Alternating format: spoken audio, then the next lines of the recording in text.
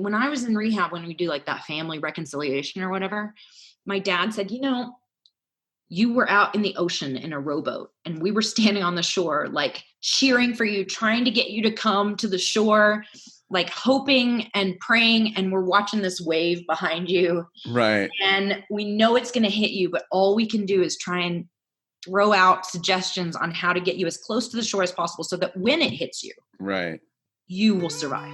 Wow.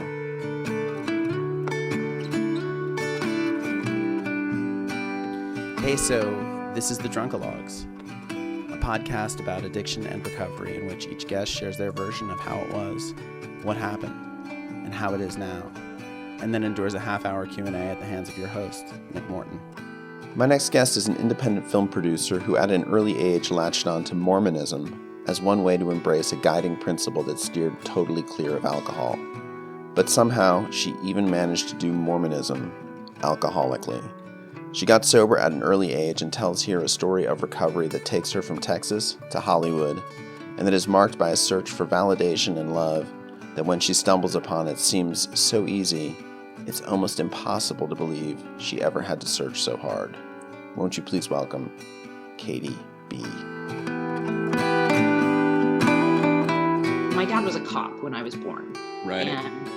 And then my mom was like, this isn't going to work. I'd rather you flip hamburgers than me have to worry about you getting shot all the time. So he went back to school to finish a degree in business, and then he went to law school. And so we had all the student debt. Both my sisters were born while my dad was in law school. So he had 3 kids when he got out of law school. My parents had 3 kids, and a mountain of debt. Right. And, so wow. we moved to this little house in this little town. But I was so socially aware from such a young age, even though I was a wild animal. There was a lot of that kind of inherent from the very beginning, starting in like first grade, like shame about my presentation as a person. Wow, that's so rough. It was insane. I mean, it was because I couldn't not say what came to my mind immediately. Right. I couldn't keep my mouth shut. I had some kind of physical impulsivity. I mean, I remember getting in trouble because I thought some boy was cute and then he said something. And so I kicked him in the back of the shin. I mean, it was, and got into the principal's office. There was physical impulsivity that probably if I had been stronger would have been a problem. But because I was like this little girl, it was more like, why is she so violent? But I was so aware of it. And I wanted so desperately to not be like that. Right. And I think like by first grade, I was already starting to learn how to stuff impulse, stuff big feelings, stuff talking about things that other people maybe wouldn't want to talk about. I had already kind of started to learn that tool of finding ways to stuff that down. And my home life was wonderful. Like when I went to treatment, people, they always ask like, oh, you're young for being in treatment. I was 21 when I went to treatment. You're young for being in treatment. What happened? I'm like, I don't know. Like, just, right.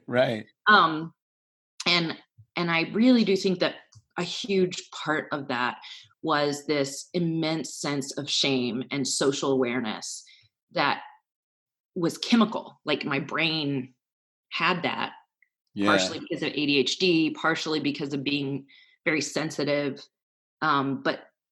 And I didn't know how to deal with that. So, I spent years trying to make sure that people liked me. And I was a really late bloomer, like physically, emotionally, but had a huge, like boys. Oh gosh, I loved boys. So midway through 8th grade, I start finally like getting boobs because everybody else, I'm like praying for them. I'm like, oh my gosh, why everybody else? I'm just this, like, I still look like I'm in 6th grade.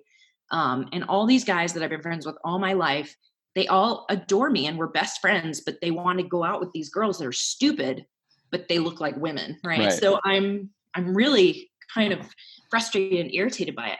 Well, it happened quick.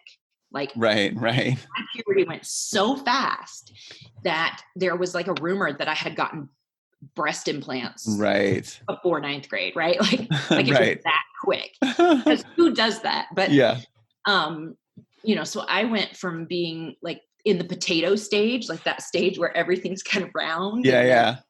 To being like tits on a stick. Right. and automatically I'm getting like tons of attention from guys older than me. Well, I had a friend named Summer, and we spent all our time together. And Summer's mom worked, and her, she was a single mom. She worked and she had babysitters and stuff. 8th grade, we're about to finish 8th grade. We've just become cheerleaders, freshman year cheerleaders. So the end of 8th grade, you wear your freshman year cheerleader uniform and right. whatever. Sure. So this babysitter, like, I don't know what, I mean, I do, like, she was maybe 20, right? And she took us to El Chico, which is like, not like El Cholo, but, kind of. And she knew one of the waiters. And so she convinced the waiters to give us actual margaritas instead of non-alcoholic margaritas. Right. I never had tasted anything in my whole life. Like, I'm, 14 in my cheerleading uniform in this small town getting tipsy on a real margarita. Sure. In Polo. So then we go back to Summer's apartment, and she brings these guys back with her, and they bring margarita wine coolers. Right. I remember vaguely like us like, dancing and, like looking back on it, I'm like, that is so horrible. Right. Like that was like asking for trouble. Totally. And, and that, if that happened to one of my kids, watch out, because I'm coming for you. But it just didn't, 14-year-old girls, you think you're like 25. Oh, totally. You And really but do. nothing happened. I mean, it was whatever. No, It just, nothing happened. Right. It's just, that was my first time drinking. yeah. And was it awesome? I mean, I think the whole experience was the awesome thing, Right. right? Yeah, Like, totally. I couldn't separate the feeling of drinking from the experience. Right. So that was like 8th grade, right? I didn't drink again until I was sophomore in high school. Right. In fact, I was very much kind of known as the person who was like, you really shouldn't do that. Like, right. You're too young to be drinking. Like, it's not a good idea. Right. Squeaky clean cheerleader. Squeaky clean. Right. Yeah. I mean, I was pretty squeaky clean. I mean, I was a wild one with the boys, but I was not, but drinking was not my thing. But I think my sophomore year, I'm not great. I was not great at lying to my parents because I was always afraid of getting caught, but occasionally I would. And when I would, it would end up very badly for me. And so that reinforced that's probably not a good idea. Yeah. So my sophomore year in high school, I was, a friend of mine had moved there from one town to where we lived, and we were playing them in football. And so after the football game, we just stayed in her old town with her friends, and they had a party. And I was like, I don't really, like, I'm not a big drinker. I don't drink. I've only drank one time. Right. But it was some cute guy was mixing drinks, and that was my like default problem, is if a cute guy was doing it, then, I was there. And I don't know what, it's the compulsion, right? Like, the compulsion was there from such an early state that I saw that mixing of hard liquor, and I was like, I'm going to drink that. And I drank so much that my friend was like, she doesn't drink. And the next thing I knew, I was kind of wrapped around a tree outside because I was trying not to throw up. Right. And, some guy carried me back in the house, and I could barely move my head. Like, right. Couldn't lift my head, couldn't do anything. And, I mean, I didn't even, like, I think I knew that I was making out with him, but I didn't know like anything else. Right. Right. Like, you can just feel like your mouth. Yeah. I'm half dead. Right. I'm like, you're like all mouth at that point. Yeah. I'm like, I don't even know that I'm like capable of speaking, it was probably, but I do remember saying no. Right. And I do remember that I just kind of, went somewhere else.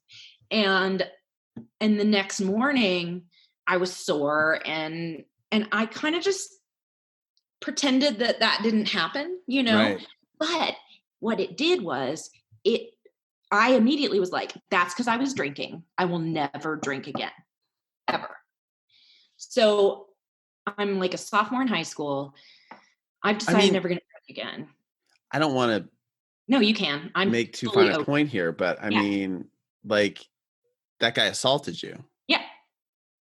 Yeah, but I didn't realize, I didn't allow myself to see it that way or realize that or even recognize that. Really, I kind of just put that whole 24 hours in this box.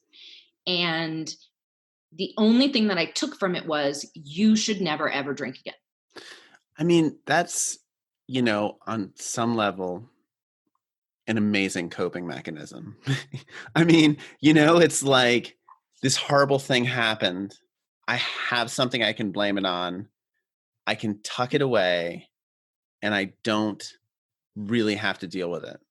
I think that's partly ADD. I tell people that all the time. I'm like, as somebody with ADHD, I'm particularly good at trauma, because like once I've dealt with it in whatever way that is, like it's gone. Like I'm not even thinking about it anymore. It's as if it never happened. And like that dude, did you ever see that dude again? No, but the friend that I went there with, I didn't really remember even who he was. Right. Until like partway through, I had several years of sobriety, and that friend, the girlfriend and I reconnected on Facebook, and she was dating him. Oh my God. And that, like, I didn't really connect with who it was until I saw that picture of them together and they were dating. And that, like, I mean, it was like time stopped, you're like looking at the screen, and all of a sudden this story that feels like it didn't really happen to you. Right. Like happens. And you're like, oh, that's so intense. And it was really intense. And luckily I had a really good group of sober women that I could talk to about it. And, I don't know any women who are in the program who have not had some kind of situation like that. Right. So that was, but it was surreal. It was surreal. Interestingly, when I was in rehab, my rehab story is like its own story. But I was there and I was put in like the trauma B group, they have like trauma A for like the real hardcore trauma, and then trauma B. And I'm put in trauma B because in the intake interview, they're like, has this ever, have you had any of these problems? I'm like, nah, fine. Well, then it's time to like tell my story. And I tell a story about being molested, like in, like around kindergarten age by an older boy in married student housing. And then I tell the story about being raped in high school. They called my mom because they were like, we think she may be making this up because she never mentioned it before. And my mom's like, nope. So when did you tell your mom about? I didn't. But right. She recognized a change, right? Like my mom is so perceptive. Right. She knew about the molestation. Right. But she didn't, when they talked to her, my mom was like, so when did she say that happened? And they're like, sophomore year of high school. And she's like, I know exactly what day they're talking about. I know exactly where she was. I knew who she was with. And I knew something happened, but I couldn't ever get to the bottom of what it was. So my therapist. It's so hard, man. It's so hard as a parent to like, have to watch your kids go through something like that and just not be able to do anything. Right? I mean, nothing. I mean, my mom, and I was in therapy all through high school, but I just shut that down. It was like, well, I can't tell anybody that I drank. Right. So I can't tell anybody what happened. So, and I believe that the reason why it happened is because I was drinking. So I just will never drink again. So I became like the poster child. I mean, I was going to the Methodist church and the Baptist church at the same time. I was on the little board of Peers Achieving Without Substances. I was, if I was, because I'm an alcoholic, like if I'm going to do it, I'm going to go balls all to the in, wall, baby. 100%. All or nothing. So I'm like, So then that summer I was a lifeguard, and all the other lifeguards were drinking and stuff. And I think I drank one night and like drove home and was like weaving all over the place and almost got pulled over. Like I almost got pulled over. And then that cured me for another year, right? Like I'm not going to do that again for another year. Like this is bad. This gets me in trouble. Every time I drink, something horrible happens. So I'm not going to do that anymore. And I could keep that for like 7 months, 8 months at a time, right? Filling my life with a million other things. About this time, the First Baptist Church, a friend of mine died my sophomore year, later on in the year from when I drank. And when he died, he was Mormon. And so the Baptists, the same week that he died, did like this whole anti-Mormon thing on Wednesday night about, and I left and never went back. All the Mormons I know, they don't try to tell me to be Mormon. They don't try to tell me what to do, but they don't drink. None of them. And there's actually this college in Utah where they don't drink. Right. And obviously bad things happen to me when I drink. So I need to look into this. And all the Mormon boys were cute, right? Like all of them in my high school. Right. And so, so I actually started going to like the community college library and reading whatever I could on Mormons. So like the missionaries didn't find me. I found the missionaries. That's amazing. And I was like, this is great because Mormons do. I mean, there's this like cleanness, right? But also, the underlying theology of Mormonism is extremely progressive and feminist, which is bizarre. That is bizarre. Yeah, which is bizarre considering, right? But, one of the main differentiators is that Mormons believe that Eve actually followed the spirit of the law instead of the letter of the law because she was not as afraid. Right. And so she bit the apple knowing that they needed to leave the garden. Like that's that is like devil worship shit when it comes to like Protestant Christianity. They're like, what? Now, the way that the church works is totally not the same. But remember, I'm learning all these things from books. Right. And not culturally. Yeah. Like I decided I was going to be Mormon before I ever stepped foot into an actual Mormon church. So I graduated a semester early because I just wanted to get out of there and decided to become Mormon. I'm like, this is going to solve all my problems. I'm like 18. And then I go to Brigham Young University in Provo, Utah. And I had a great first year. Like my first year was wonderful. It was exciting. It was new. I loved all these people. I had a bit of a habit of like, I had multiple groups of friends, as was my way of doing things. And I would do the Mormon version of partying, which is like, just hanging out. Right. Or, and we did stupid stuff, like dressing up in costumes to go to the grocery store. I mean, just stupid stuff. Right. It was really fun. Yeah, totally. And safe, right? Yeah. Like very safe. But see, other people would do that once a week. And I would be on my way to class and somebody would say, we're going to go do this thing. And I'd be like, I'm going with you. And so other people like are studying 4 days a week and doing some crazy, stupid shit 1 day a week. And I don't ever want to miss out on anything. So I'm just doing it every day. So my first semester in college, without a sip of alcohol, I got a 0.00 GPA. That's amazing. I know. Thank you. I'm very proud of that. I'm curious, was there a lot of church stuff? Did you get involved in the church once you were there? Yeah. I mean, everybody is here. You have to take like 14 religion classes, 14 hours of religion. But, I think, Mormonism is it has a very high expectation. It's there's a lot of orthodoxy. Yeah. But obviously, as a liberal who was always fighting for the underdog, I thrive in situations where I can live right on the edge. Right. Like where I'm right on the edge of acceptable. There are definitely still to this day people who would say like, oh, you were never really Mormon. Oh, I was very Mormon. Yeah. Like I am Mormon now, but I'm a Mormon of my own understanding.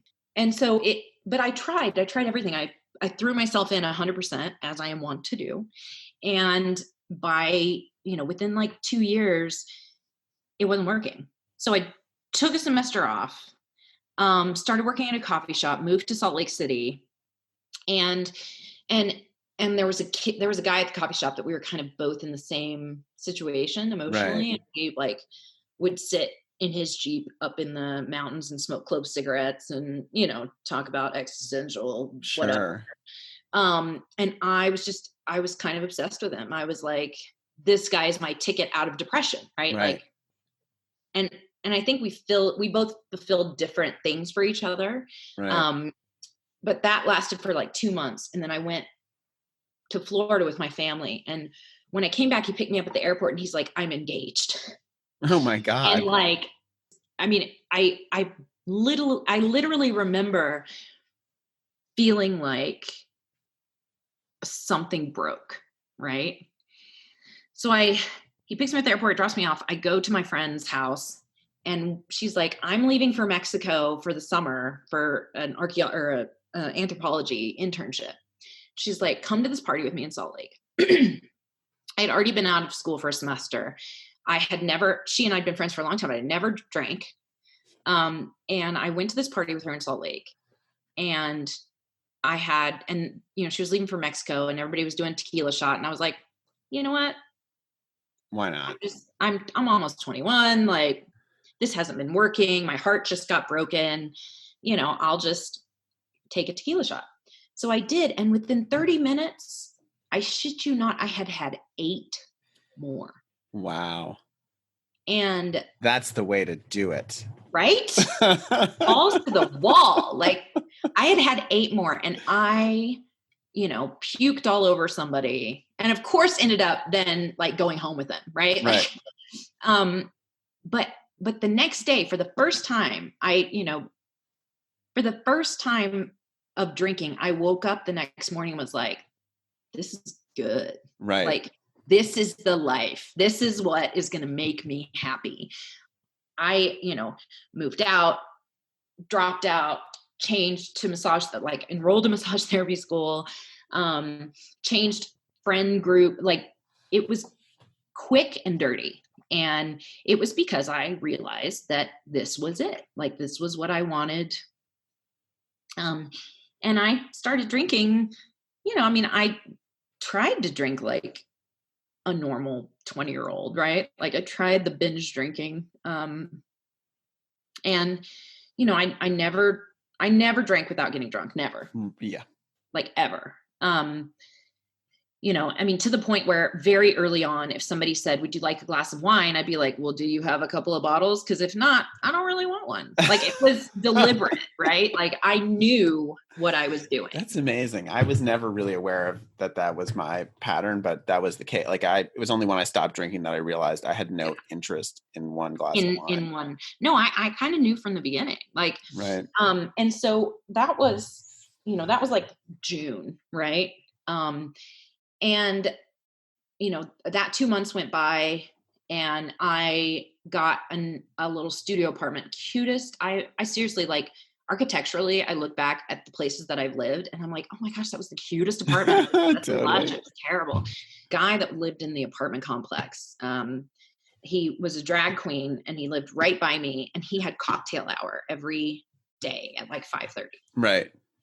And oh my gosh, he was my best friend. Like, immediately, best friend. I'm, he's taking me to like gay strip clubs. Right. And he has a guy from his office that moves in with him. And I decide that he and I are going to start dating. So right. We do. And he's significantly older, I think, mid-divorce. Right. Right.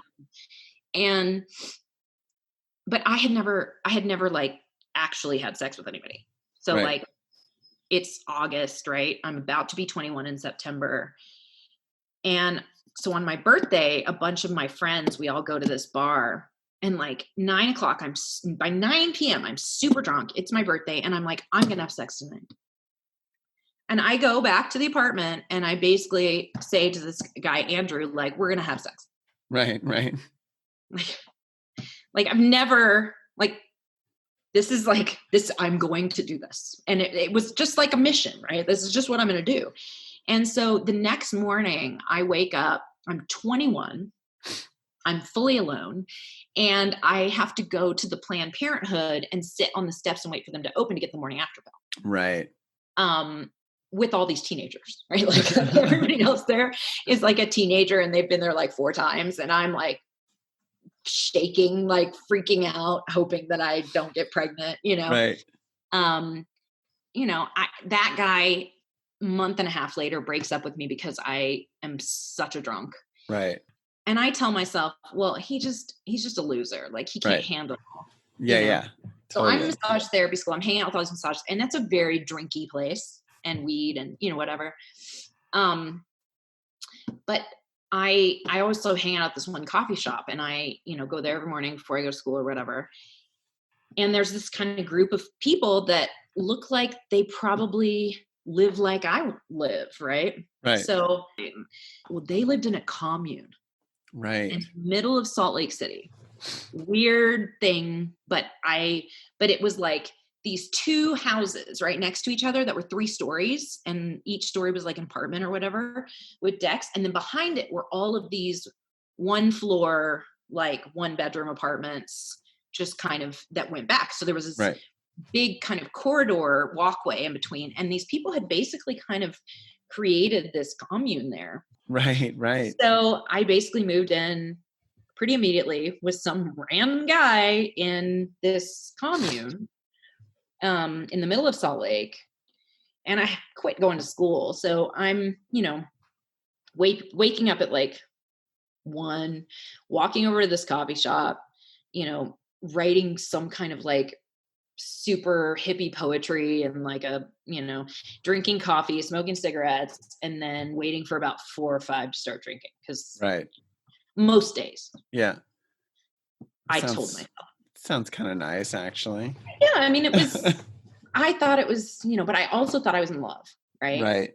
Right. And one of the weird things about that is that like pretty quickly I realized that this commune was more like people were sharing everything. Right. And I was just a little girl from Texas. Like I don't share. Right. I don't share the guy. Right. So in Mormon kind of culture, the guys go on missions when they're like 19, right? Right. So of course, during my time at BYU, I sent off like multiple guys on missions and wrote to them and there was one in particular that I really was, I thought we were going to get married. Right. And he was on his mission while I was in this descent, and he still wrote to me, and he's just, I was very close to his parents. So I decide again, right before Thanksgiving, like, okay, I've got to clean all this stuff up. Like I've got to stop with this. And so his parents invite me to Thanksgiving at their house. And by this time I have, my parents have sent checks straight to the electric company or the water company. And I'm like marking that out and putting my name on there, and then initialing my mom's initials and like committing fraud by taking them to a check cashing place so that I can drink. Right. But this is it. I'm going to clean it up. I'm going to go to Ben's parents' house, or his sister's house in Utah. And I'm going to spend the weekend there and do Thanksgiving with them. I mean, he's on his mission in San Antonio, and I'm going to do all this. And I lasted like 24 hours, and then I was already going through DTs. But I was like, I think I'm sick. Like, I wasn't ever going to go back to that commune. Right. But I left, drove straight to that place, walked in, they were about to have their vegan Thanksgiving. Right. And I grabbed a bottle of Jack and then something else. I don't know if it was gin or vodka. I seriously cannot remember. And started like double fist from the bottles to like make that go away. Yeah. Yeah. And passed out and was right back where I started. And at that point I just quit writing him back at all. And then I went home for Christmas, and my parents kind of confronted me, and they're like, look, we'll send you back to Utah, but you're on your own. Like you need to move back to Provo, go back to college, whatever, but we're not gonna send you checks to pay your electricity or anything anymore. Cause they were just trying to we're also not going to get your car out of being towed anymore, because my car. I thought I was so moral because I wouldn't drive drunk after that one time in high school. What that really meant is I just left my car wherever and it would get towed and I would have to go get it out of being towed. That's the worst. Yeah. But see, that really cut into my drinking money. Right. So they're like, we'll send you back, but you're got to figure out how to be there on your own. Like, we can't continue paying for this. I'm like, that's fine. But I just needed to get back so that I could drink. So I told myself I was going to move back. I was going to move in with a bunch of Mormon people. I was going to, move to Orem and clean up my act and whatever, get a job and then go back to school. And the missionary was going to be home like within 7 or 8 months. So I figured, by the time he gets home, I'll be all cleaned up and get married and have babies and whatever. I moved in with a bunch of people who drank occasionally.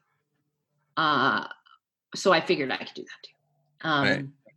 And I think maybe I lasted a month before they were like, get the fuck out here. And are you in school? No, I'm not doing anything. Right. I'm full-time. Right. Full-time alcoholic. Like, I literally left my life and became a professional alcoholic. Everything was about figuring out how to afford Booze. to stay drunk, right? Right.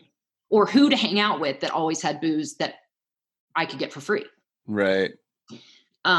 Which, it's impressive that I didn't, end up like somebody's sugar baby or something. Sure. Right? Like, yeah. like because I think it's just because it happened so fast. Yeah. Like, everything happened. My descent was so quick into just complete and utter oblivion. I mean, it's late January and I have like a pregnancy scare and, I call my parents because I realize like, I don't have any more money. My car is towed and probably sold to pay for unpaid parking tickets. I don't have a job. I'm not in school. I'm about to get kicked out of this house that I'm living in.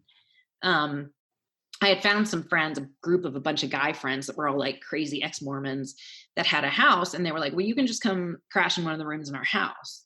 So I'm literally going to move into a house with 9 guys. Right. Because their garage is basically a bar. Right. Bar, right? Like I was very close to just being like, cunt for hire, right? Like that was where I was almost there. Right. And like they were going to come help me move my shit that next day. Right. They're like, we got a sex slave. Exactly. Like, it was scary, right? Like when I look back on it, I'm like, wow, I dodged a real big what I did know though was that I was a danger to myself and others. Right.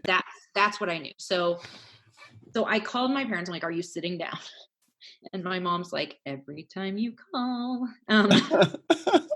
First thing I do. My parents know, right? Like they know what's coming. I call her and I'm like, look, I am a danger to myself and others. And I don't know what that means, but I think I need to go somewhere. Right. And my mom is like, honey, you're an alcoholic and you need to go to rehab. And where are they at this point? They're back in Texas. Yeah. Right. I get off the airplane in Texas and I'm sure I think at that point I was like 115 pounds, probably soaking wet. And I'm shaking already. Like I'm feeling nauseated. I'm shaking. So I just think I'm getting sick because multiple times over the last year, I have thought that I was getting the flu when really I was detoxing. Right. But it just didn't occur. Like even though I knew all these things in my brain, it just didn't occur to me that was happening to me. Right. It was more feasible that I had the flu. So my mom won't let me smoke in the car. So like every 10 minutes, she's pulling over on the side of the highway so that I can get out and smoke because I'm just a mess. And my mom I don't know how she held it together. Like watching your child like this, like, right. Wow. After, seeing that descent in such quick, rapid order. And my mom she's like, it was the hardest thing. She goes, we had gotten a doctor to give you some vitamin B and like all these things that kind of help with the physical, stuff. symptoms. Right. But she's like, but you just laid in my bed with the dog and like watched TV and slept. And shook and got up and put your head over a trash can to puke and then went back and laid down again. I mean, Right. it was like something out of like a Lifetime movie.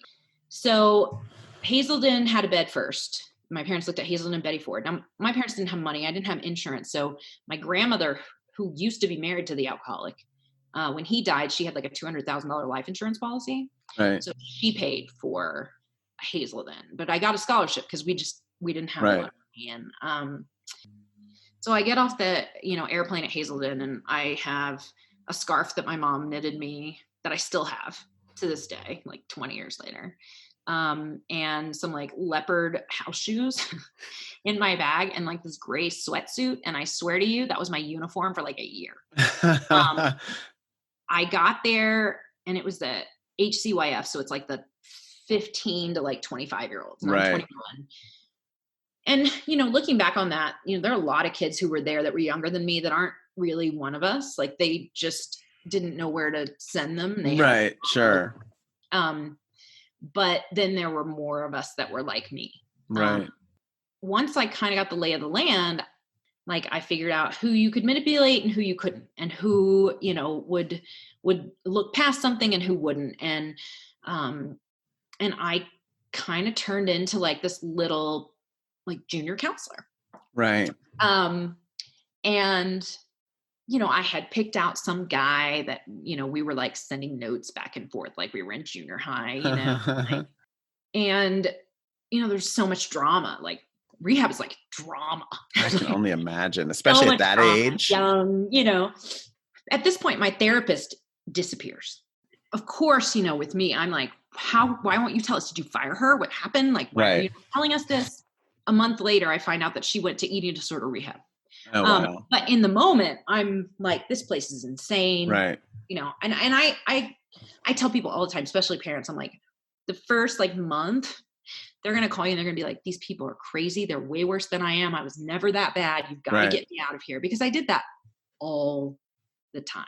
So I kind of got myself into a position of relative authority, and, had a new therapist, and kind of finagled my way into they wanted to send me to this all women's sober living in Houston. And I finagled my way out of that because I wanted to go where this guy was going. Right. Sure. So, when my therapist left, it was kind of a perfect opportunity to manipulate. Right. And I did, and I got that to work. But see, I tell on myself. Like that's probably one of the things that keeps me sober, is that I tell on myself, and those things saved my life. Sure. Every time. But I went into this new therapist, and I'm like, it's like 3 days before I'm supposed to go to Fellowship House in Minnesota. And I'm like, if I go there, I'm going to relapse. And literally put my hand over my mouth.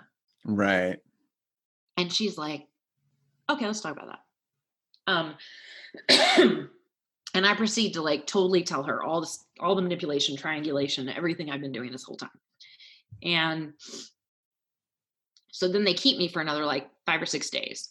And they're like, we're sending you to this place called Wellness Resource Center in Delray Beach, Florida. And it's a dual diagnosis place.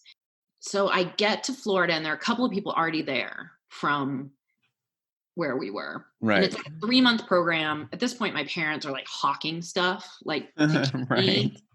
There. I think it was like $9,000 a month or something. Wow. Like the way that Florida works, or at that point, it was almost like partial hospitalization. Right. So like, you're there during the day, but then you go back to the apartments, but the techs are at the apartments. Oh, right. Of course, I decide that I'm in love with one of the techs, and like that poor guy, he's like just fending me off. I mean, whatever I can do to not deal with my own shit. They were going to have me with this one therapist, Adam, who is great. Like he's a great person.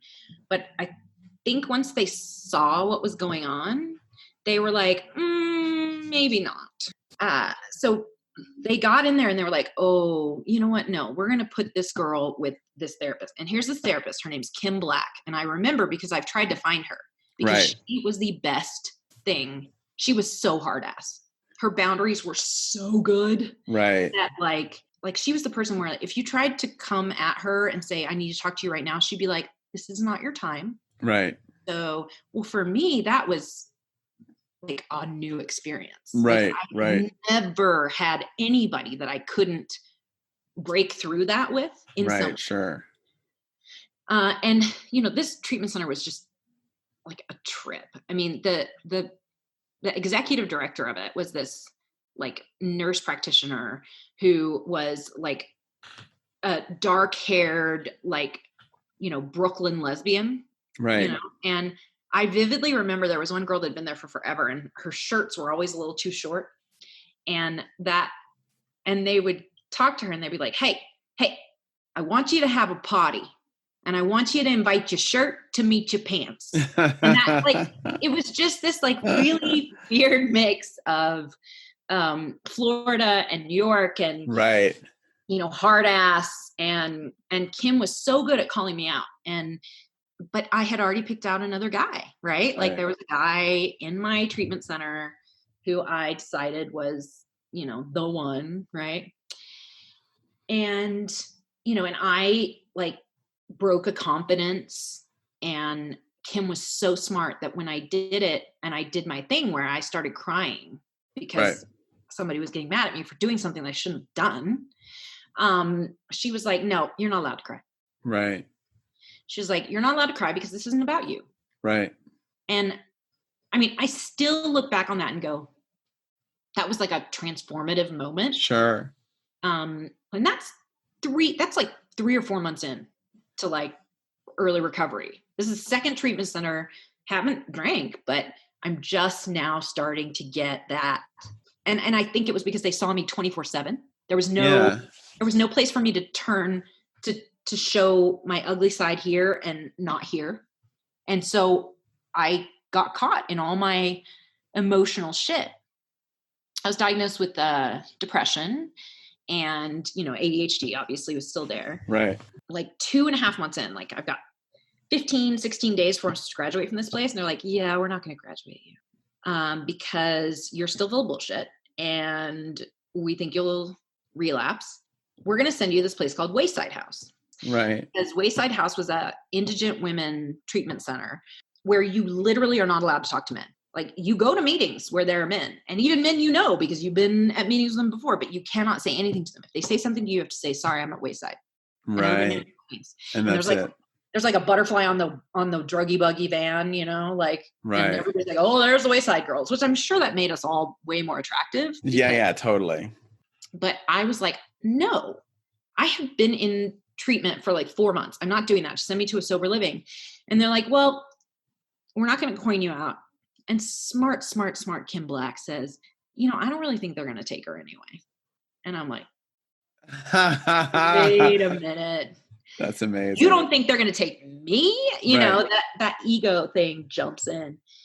And so she's like, look, they'll give you an interview, but I don't know. I mean, you just are not serious enough about this. And they, they want people who are serious. So I go in there and I just slam that interview, like everything. And then I want to go now. Like I want wellness to release me right now to go. And they're like, no, you still have to stay another week and a half. I mean, they are just making me deal with and accept the things I cannot change. They wouldn't coin me out either. What does that mean? Coin me out? Okay, so when you graduate from a treatment center, or at least the ones I went to and worked at, they do like a ceremony where they give you a coin from your time in the treatment center, and they pass the coin around the circle and everybody says something. Right. I never got that. Oh my God. That's because the first time, I admitted to a bunch of shit. And then the second time, they were like, yeah, you're not going to stay sober. And it was another one of those, like, I don't know that they really didn't think I was going to stay sober. Like I remember my mom telling me something about how she talked to one of them and they were like, no, this is just the way we need to work with her. Right. This is what she'll respond to. It's like a challenge. Yeah. So they were really smart about that. Now, of course, Kim Black retired right after I left treatment center. But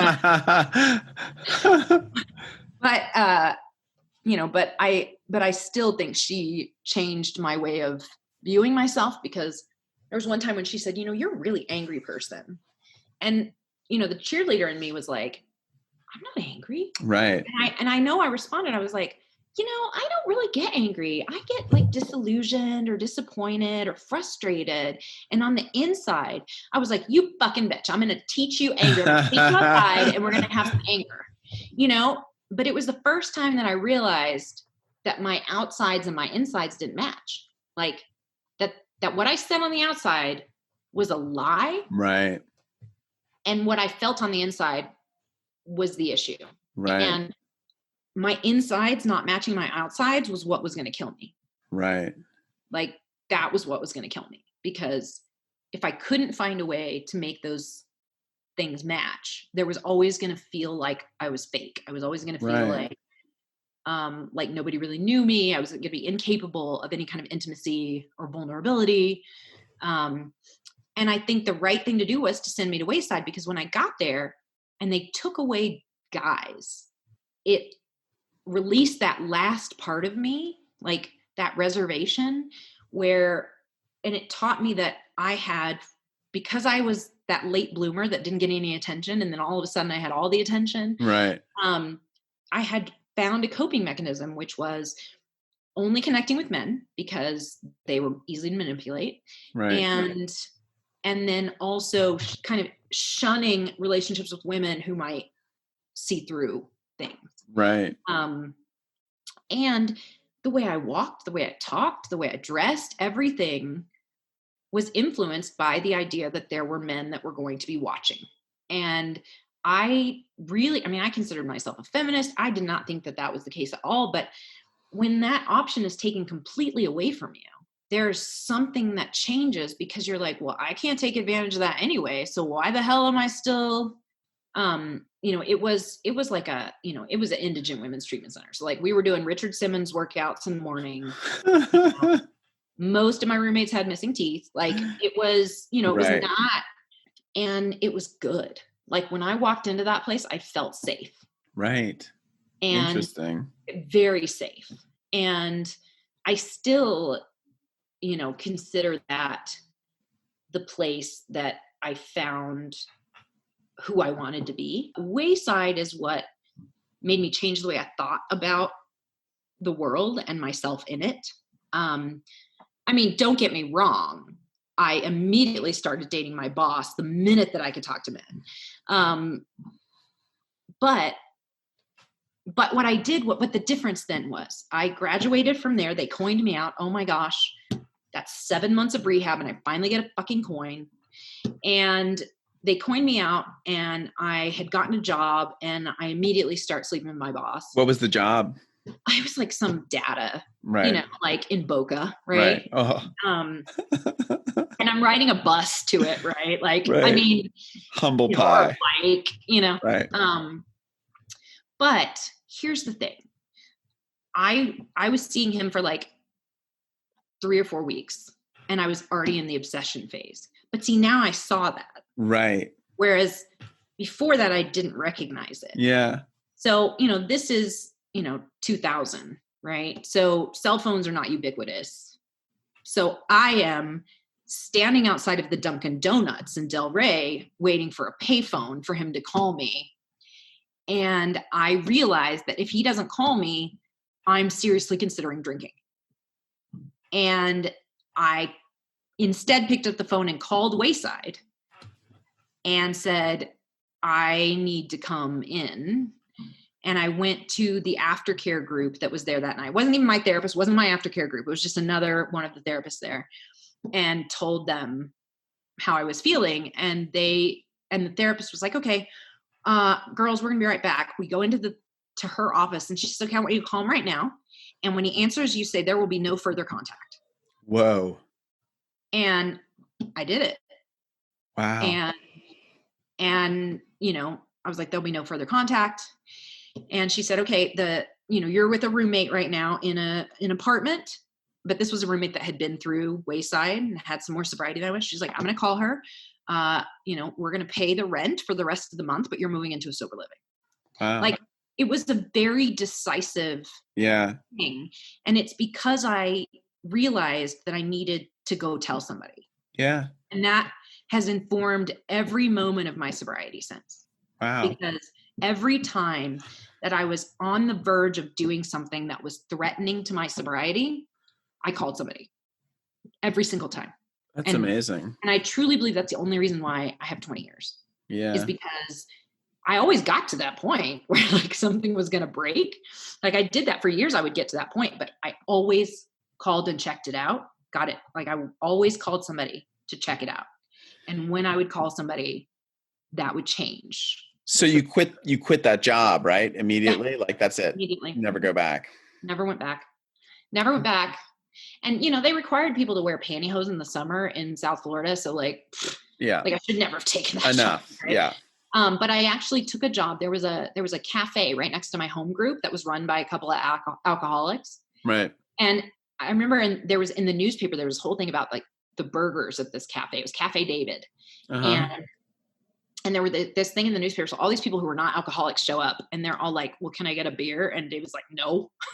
Right. But I worked there. I waited tables there for like 5 months. And it was just me with a bunch of people in the program. Right. A bunch of the dudes that have been in the program forever that go to the same cafe every day and like play cards or dominoes or whatever.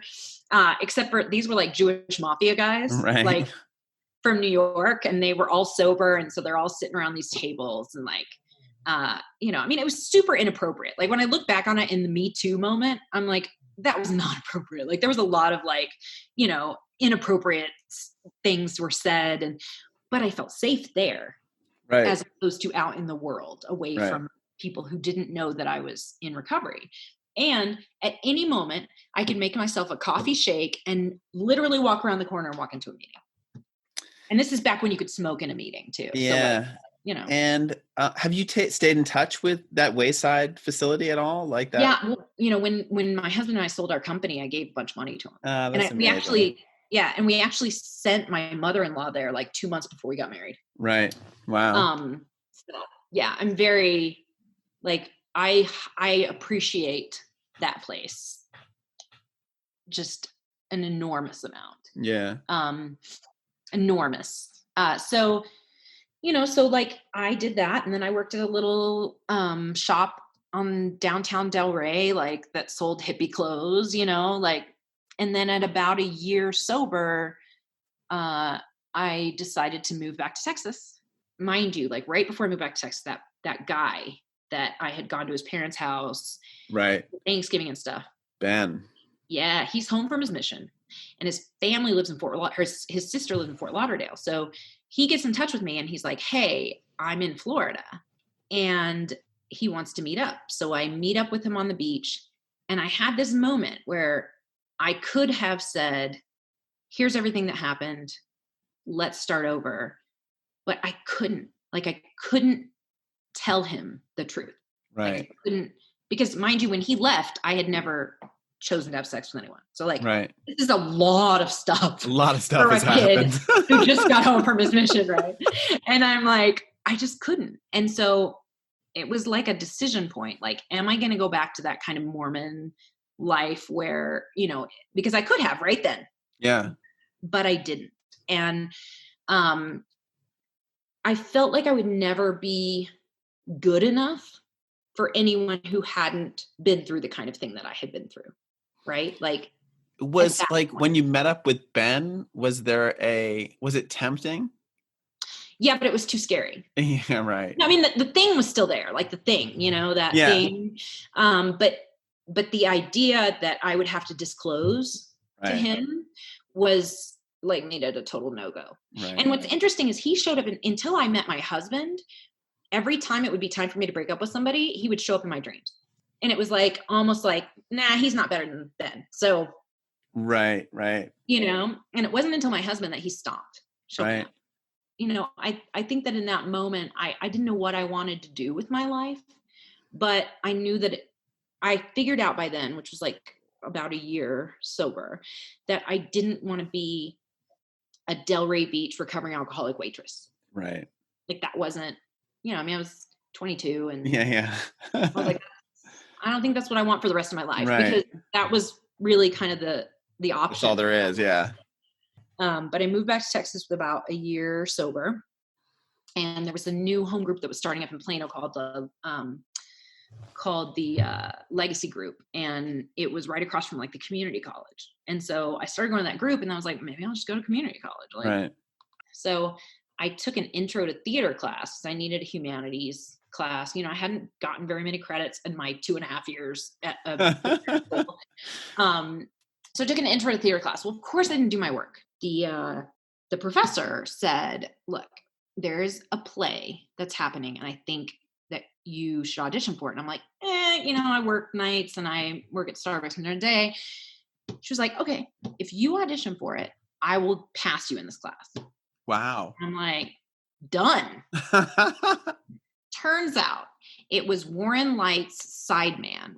Right. So she wanted me to audition for a Brooklyn woman who smokes on stage, says the F word 76 times every night, and is an active alcoholic.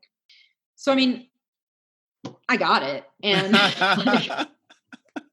because I had just been in South Florida with all, you know, I mean, totally.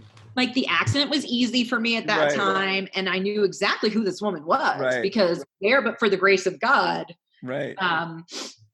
And I fell in love. Like amazing. Theater was like, oh my gosh, where, you know, I can be all these things and still have the me part be healthy and normal. And so I became like a theater kid. Like I got a scholarship to this school and, you know, and it's weird because it's like a community college, but this particular community college had like a stellar theater department. Wow. But my first character, my first play, I was the lead.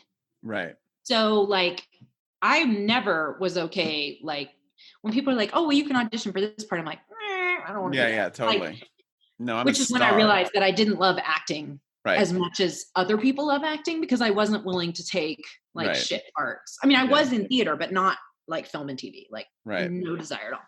So the North Texas drama auditions came around, which they do. It's like all the conservatories come to North Texas and all the high school kids and all the junior college kids audition for scholarships.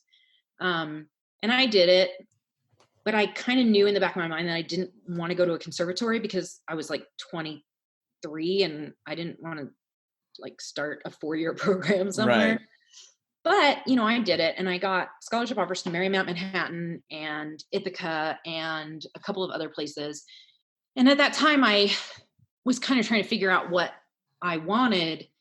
And my theater professor said, hey, the AFI film thing is going on right now. So why don't you go, because Neil LaBute has a show that's coming and you guys have some stuff in common. So I went and saw The Shape of Things, like the premiere of The Shape of Things. And I met Neil afterwards and we did have a ton in common. So we hung out like all night.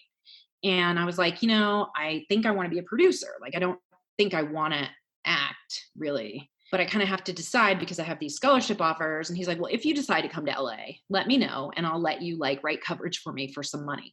Now, mind you, I didn't realize at the time that like interns write coverage, right? Like, they get pay some random person to write coverage, but it was an impetus, right? It was like, sure. I know somebody there. Like, so I decided to not do the theater scholarship, performance scholarships, and move to New York. I decided to just up and leave and go to LA. So I had like 3.5 years sober. No, 2 years, 2.5 years sober, 3 years sober.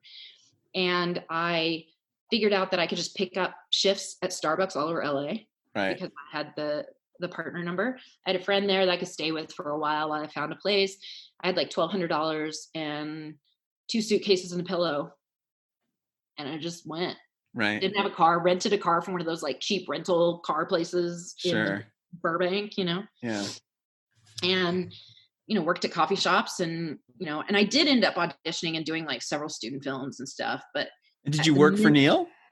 He paid me to do coverage multiple times, bought me new tires for my car. I didn't work for him. But he took care of me kind of, you know, like, and not in a, I know that there's, you know, I'm sure there's some stuff with Neil, but never in like a, it wasn't like that. Like he was it was just like, oh, here's this kid. We both went to BYU. We both, you know, didn't grow up Mormon. And then, you know, there was things that were connections. And so he was great. He was great to me. I popped 2 tires on the way to go meet him for breakfast one day and he like paid for my tires. That's and, amazing. you know, like paid me $100 for random coverage on books, you know? So I'm going to meetings every day because I don't know anybody, you Right. know, and I'm keeping my sobriety fresh. And that's really where I'm connecting and feeling good. Well, what I tell people is like, AA in LA is like you can go find a job there, because I swear to you, I would walk into a meeting and when we start talking, I'd be like, I cannot get a job here. And like afterwards, 3 people are like, what do you want to do? Right. You know, I mean, it was a very like caring kind of community, like Yeah, people it's pretty looking out for amazing. each other. So then I got I was on Craigslist looking for jobs, you know, like back when you go You could to do that. Yeah. West Side Rentals to find Right. somewhere to live, and Totally. like, and I go to interview for a receptionist job at a record label, and I'm back there with the HR person, and this woman walks in and she's like, oh, my assistant quit. I need to get this thing over to Burbank right now. And she looks at me, she's like, what are you here for? I'm going to hand you this. If you can drive it to Burbank and deliver it to Slash, not Scott, do not give it to Scott, give it to Slash. And then you come back here, then you can be my assistant. So I get in my little car and I drive to Burbank to the airport, and I go knock on this door, like in the back of some hangar somewhere. Right. And like Scott Weiland opens the door. I'm like, you know, I'm like all Texas style, right? Like I have like hot rolled hair and like, and so I walk in and somebody's like, where'd you come from? And I'm like, Texas. And Scott says, what, are you getting away from a bad heroin problem? I'm like, actually I have 3 years sober. And when I said that, his sober companion was like, hi, you know, and then Right.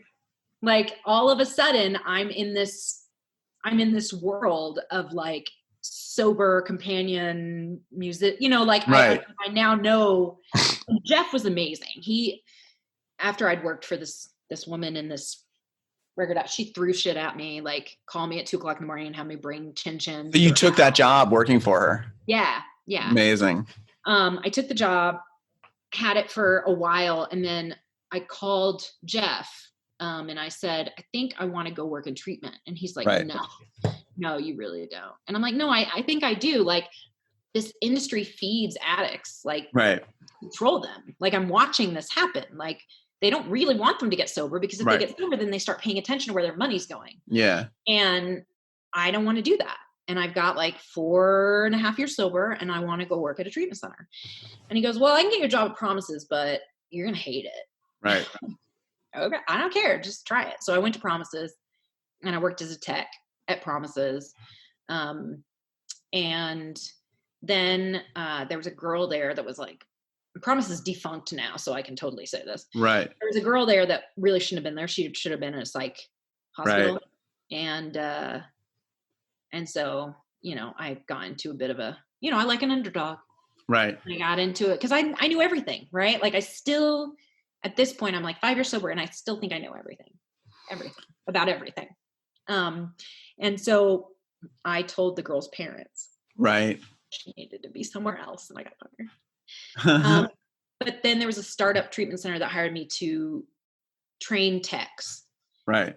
In Malibu. And then I worked my way up to director of admissions and national marketing. And it was a fucking crazy treatment center. Like, I think that the guys that started it had gone to Passages. Right.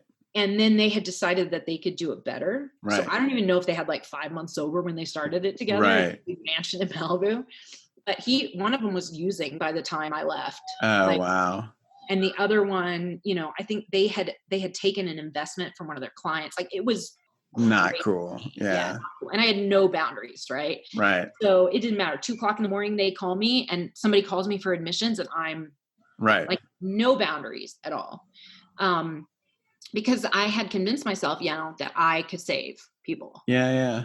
Because it was still, my character defect was still this like, that I was so important, right? Like, sure. Like I was so integral that nothing could happen without me. So I was not well. I mean, I made a lot of mistakes.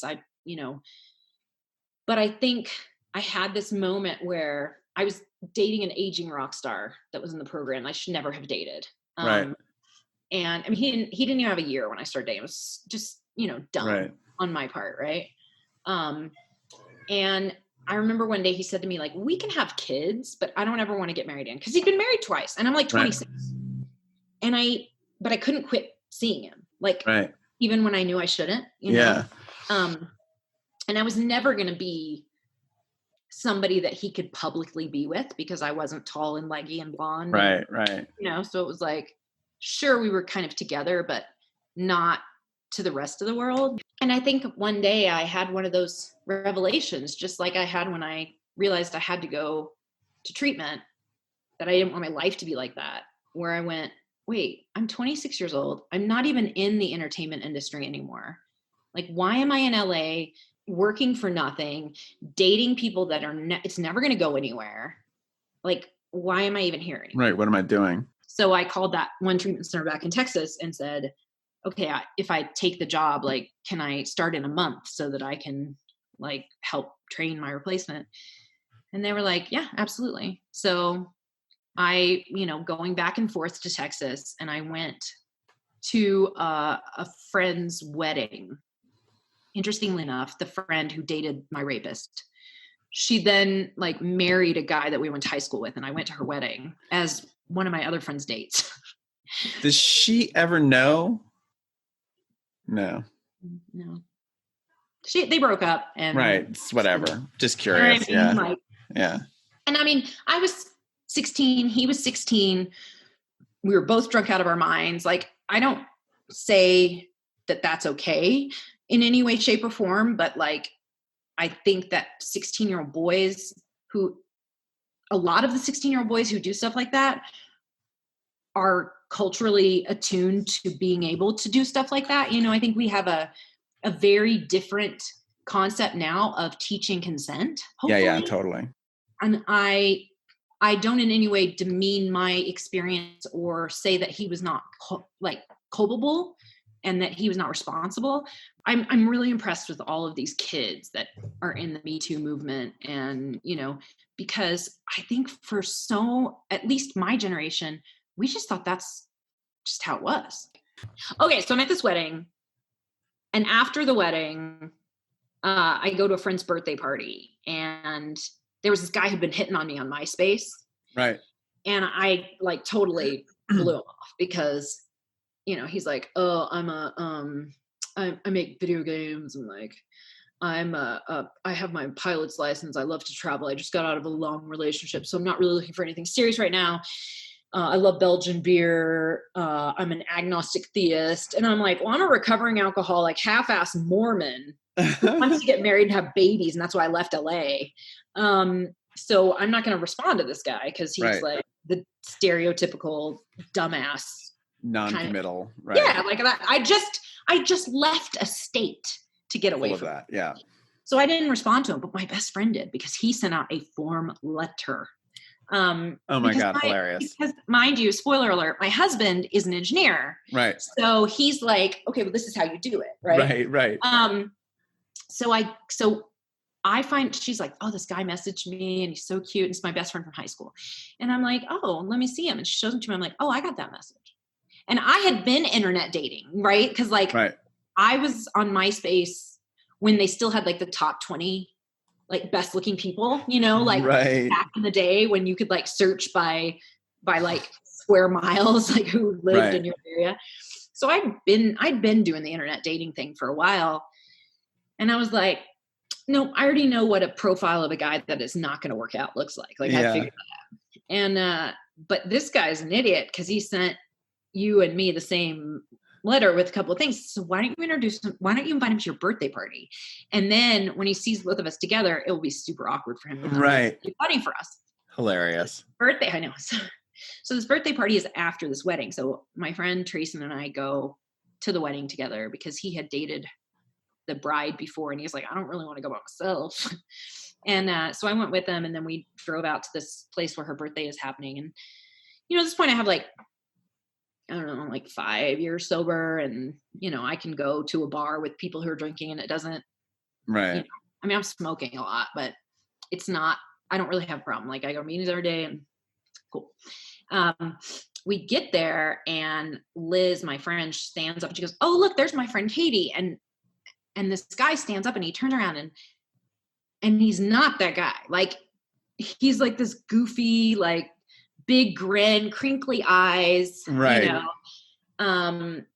Really just kind of loud laughter. And, not like he had created that persona, but that was Right. not who he was. And I Right. was just like, I made a mistake. Like now my friend's gonna date him and he's amazing and I am an idiot. But I had to go back to LA for 3 weeks, like right after that, to like train my replacement. Right. My last 3 weeks in LA, but like 2 days before that, he messages me and we end up hanging out and, making out like teenagers. Amazing. Like 2 nights in a row, and then I leave for LA. Right. And we're talking, and it's one of those things where you know that this is, I tell people all the time, you could never have told me that when I met the person that it was gonna be this easy, right? Right. Like, because I always tried to make everybody that person. And it was so easy that I would like get teary because I like felt sorry for myself that I had been trying so hard. Right. You know? And it was just done. Like, it was just a done deal. So about a week and a half into it, he calls me and he's like, I'm coming to LA. Like, wow. I want to see you and I can't wait another week and a half. And so he came out to LA. I mean, it was just over. Like, just like 100% over. Now, before Paul came to visit, like I had to basically go and tell all these people, these guys that I had seen off and on, like I met somebody and they're like, you've known him for like a week. I'm like, yeah. Right. You haven't slept with him? No.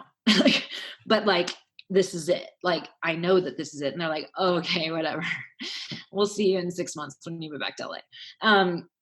Like we started dating in August.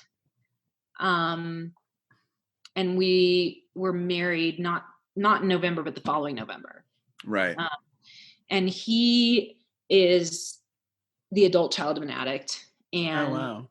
And she'd never really been sober like his whole life. Like it was bad, like lifetime special, after school special kind of bad. Right. And he was the adult and, like putting out his mom's cigarettes and picking her up off the floor and, Is he sober? Yeah. He drank and smoked weed when we met, but then like within a couple of months, he was like, oh, well, I don't need to do that. Right. And I was like, it's fine. He's like, yeah, but like, it's not fun. Like, if you're not, he is, he has amazing amounts of integrity. Like if he thinks there's something that, and I think that's probably one of the things that I appreciate the most about people. If he thinks that something is wrong or that he shouldn't do it, or he just will stop. Like he just won't do it. And I think he just kind of went, oh, well, my whole life, my mom's been a drug addict and I hated it. And I love this person and alcohol almost killed her. So why would I drink it? Like, it's not that big of a deal in my life. So it just doesn't, like, he doesn't care. He doesn't need a lot of people. He doesn't need, like, he has a sense of self that verges on inappropriately self-sufficient. And what was the game you guys developed? Words with Friends. Words with Friends. That's amazing. I mean, you have no idea how much I love that game. I mean, I don't play it anymore, but no, I never did. I played it so much. When the iPhone came out, I vividly remember sitting there. He had talked me into, early in our relationship, he talked me into like standing in line with him, which I would never do now. Like, I love you, but go stand in your own line. Right. And I was like, I don't need that phone. That is super expensive. Like, I don't care about that stuff. And then I saw the pictures that it took and I was pregnant. So I was like, oh no, I want that. Right. But when he got it, he was like, oh my gosh, this is the future. He's like, he goes, this is basically a Game Boy in everybody's pocket and nobody knows it yet. He and his brother decided that they were going to quit Ensemble and make a game for the phone. And at that point, there was no monetization for that. So it was like, he had done really well when Ensemble was purchased by Microsoft. So we had some savings. And I always knew I could go back and get, $85,000, $90,000 a year job, which in Texas is like, so he quit his job when I was pregnant with my daughter. And we had about $40,000 in the bank. And he and his brother worked on my living room. And they made Chess with Friends first. and then made Words with Friends. And we got down to that last little bit of money, and it was like, okay, Oh God. I'm either gonna have to go back to work, or he's gonna have to go back to work. And Words with Friends was doing well, but there was no monetization, and it wasn't doing well enough. Right. And then John Mayer tweeted, Words with Friends is the new Twitter. Right. And it just blew up. Wow. Like, that's amazing. middle of the night, servers are crashing, like it was just wild. And I kicked him out of my house because my daughter was starting to realize that they were in the living room and she wanted to go in there with them, and Right. so it started working at the public library.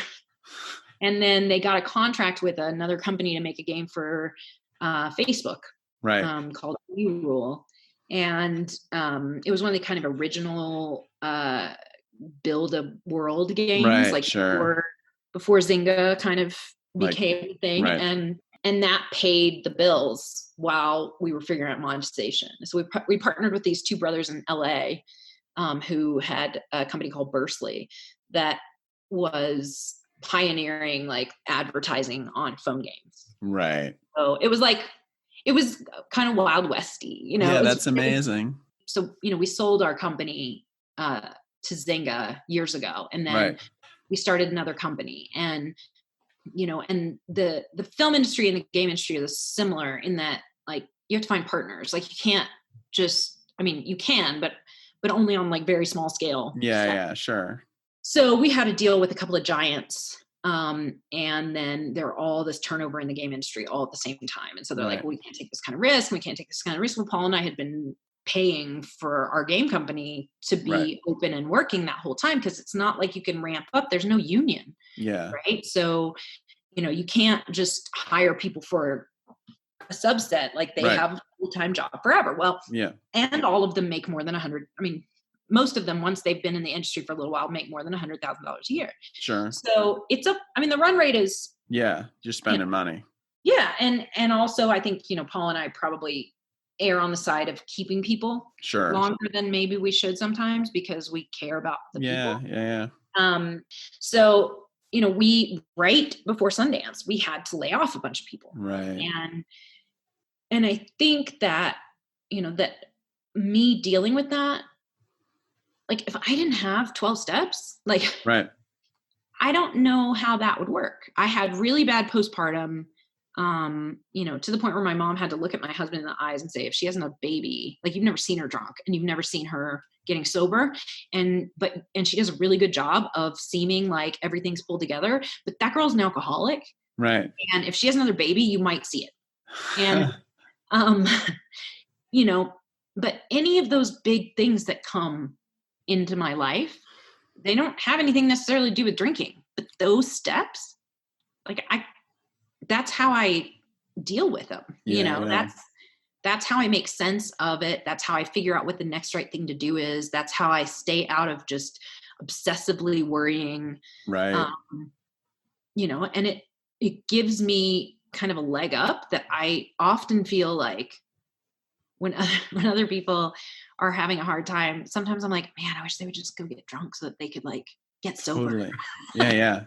Because if they got sober, then they would have this thing, to have stumbled into it, to have blown things up badly enough that we stumbled into this like set of tools that now we can use forever, I know, on everything, right? Yeah. Well, Katy, this has been amazing.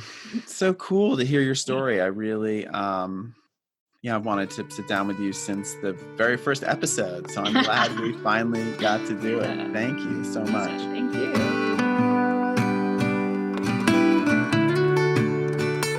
Hey, so if you've been enjoying this podcast, you can feel completely free to support it with a financial contribution at www.patreon.com/thedrunkalogs.